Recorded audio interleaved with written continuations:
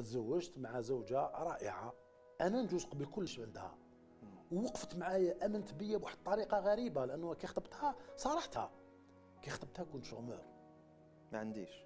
قلت لها طب بصح عندي طموح وعندي، امنت بيا. يعطيها ودارهم الصحة. قالوا لها تحملي مسؤوليه الاختيار تاعك، تعيشي في جبل دبري راسك. قالت لهم صافي ما ننساش باللي خدات قرار كبير بزاف، صافي هي ما كانش واحد امن بيا كما امنت بيا هي. قدمت لك دفعة الزوجة حقيقيا. دفع كبير، كانت تشوفني حاجه كبيره، هذاك مهم يكون في حياتك واحد يشوفك حاجه كبيره. بالضبط. كانت تشوفني حاجه كبيره حتى انت ما عندك والو. كنت شومور وكانت تخبي عليا وتقول لي ما تجيبليش باري معليش، تجيب لي سلف وردوها. كانت يعني رائعه، يعني سيت اباك شغل تعطيني دفع ودارتني اولويه في حياتها.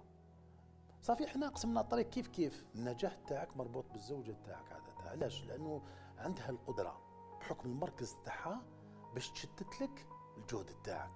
مثلا اذا كنت عندك شويه دراهم تقدر تفتح لك مصاريف تفقرك، تعيشك في فقر. اذا كنت تستنزفك عاطفيا بالمشاكل الاسريه.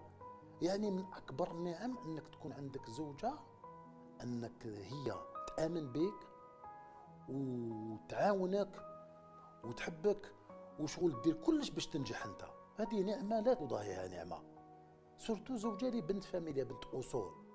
انا هذه الحاجه يعني نعمه تكفيني، لو كان تما ديت غير زوجه برك تكفيني كنعمه في الحياه هذه. رحنا نجوزو ماجستير، جبناه للزوج.